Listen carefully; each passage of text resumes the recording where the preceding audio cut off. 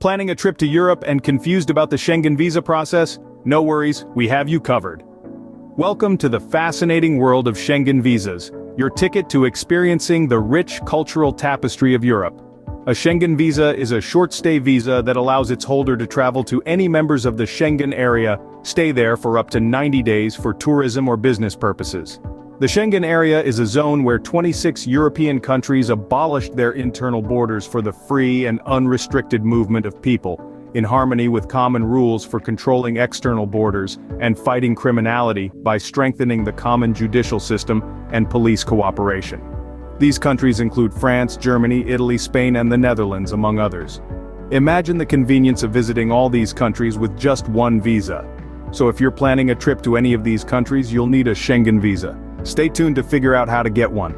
Before we dive into the application process, let's understand who is eligible for a Schengen visa. A Schengen visa is a short-stay visa that allows a person to travel to any members of the Schengen area, up to 90 days for tourism or business purposes. So who exactly can apply for this coveted visa? First, let's talk about the country of residence. This visa is open to residents of many countries, however, the specifics can vary.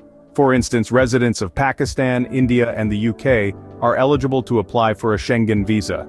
But remember, you should apply through the consulate or embassy of the country you plan to visit first or spend the most time in. Next is the purpose of your visit. You can apply for a Schengen visa for various reasons such as tourism, business, studying, working, transit, or visiting family and friends. It's crucial to be clear about your purpose of visit, as it will determine the type of visa you should apply for. Now let's discuss financial stability. This requirement is in place to ensure that you can sustain yourself during your stay in the Schengen area. You need to provide proof of financial subsistence, either personally or through a sponsor. The exact amount required can vary between countries, but it's generally enough to cover your stay and return travel costs. For countries like Pakistan and India, it's important to note that, although their residents are eligible, they may face more rigorous checks due to the higher rate of visa application rejections. Therefore, it's crucial to prepare your application meticulously.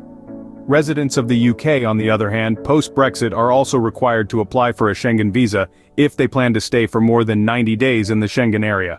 However, for shorter stays, they can travel visa-free. In conclusion, eligibility for a Schengen visa depends on various factors including your country of residence, the purpose of your visit, and your financial stability.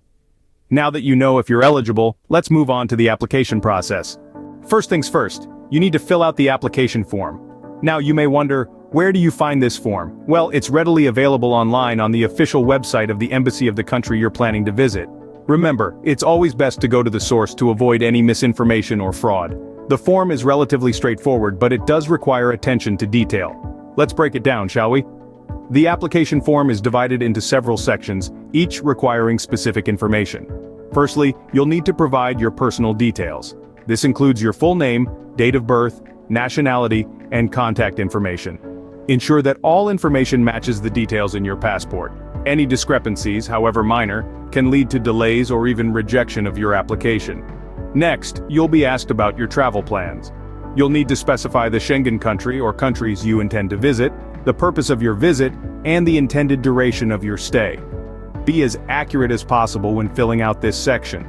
Another important part of the application form is the section on financial means. Here, you must provide information about your employment status and your ability to support yourself during your stay in the Schengen area. Now let's talk about some common errors to avoid. One of the most frequent mistakes is not signing the form. An unsigned form is considered incomplete, and incomplete forms are not processed. So, make sure to sign and date your application form. Another common error is leaving sections blank. If a section does not apply to you, don't leave it empty. Instead, write NA or not applicable. This shows that you've read and understood every part of the form and nothing has been overlooked. Lastly, always double-check your information.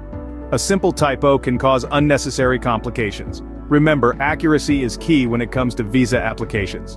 With the form filled out, you're ready for the next step, compiling your documents. Stay tuned as we delve into the specifics of the required documentation in the next segment. Scene script. Documents are the crucial part of your visa application. Imagine them as keys, each unlocking a different door on your journey to securing a Schengen visa. It's essential that you have the right keys, in other words, the appropriate documents to ensure your application process goes smoothly. Let's walk through the list of required documents, shall we? First up, a completed visa application form. This is your chance to introduce yourself to the visa authorities. Be sure to fill out every section with honesty and precision. Second, 2 recent photographs. These should adhere to the specific Schengen visa photo requirements. Remember, this is not a selfie contest. It's about clear, front-facing photos with a neutral expression. Next, your valid passport. It should have at least 2 blank pages and be valid for at least 3 months beyond your return date. Also crucial is your travel insurance policy. It needs to cover any potential expenses related to medical emergencies or repatriation, and should be valid throughout the Schengen area with a minimum coverage of 30,000 euros. Then comes proof of accommodation. This could be a hotel booking, a rental agreement, or a letter of invitation from your host in the Schengen area. You will also need a cover letter stating the purpose of your visit and your itinerary. This should be as detailed as possible, painting a clear picture of your travel plans. And lastly, proof of financial sufficiency. This could be bank statements, payslips, or proof of income. This reassures the authorities that you can support yourself during your stay. Now, gathering these documents can sometimes pose challenges. You may face issues such as delays in receiving documents or discrepancies in details. The trick is to start the process early, double-check all information, and keep constant communication with relevant authorities or organizations. Once you have all your documents, it's time to submit your application. The next steps await, and you're one giant leap closer to your dream European adventure. Submitting your application can be nerve-wracking, but it's fairly straightforward. Now that you've gathered all your documents and filled out the application form, it's time to submit it. First, you'll need to find out where to submit your application. This usually depends on your country of residence. In most cases, you'll submit your application to the embassy or consulate of the Schengen country you plan to visit first.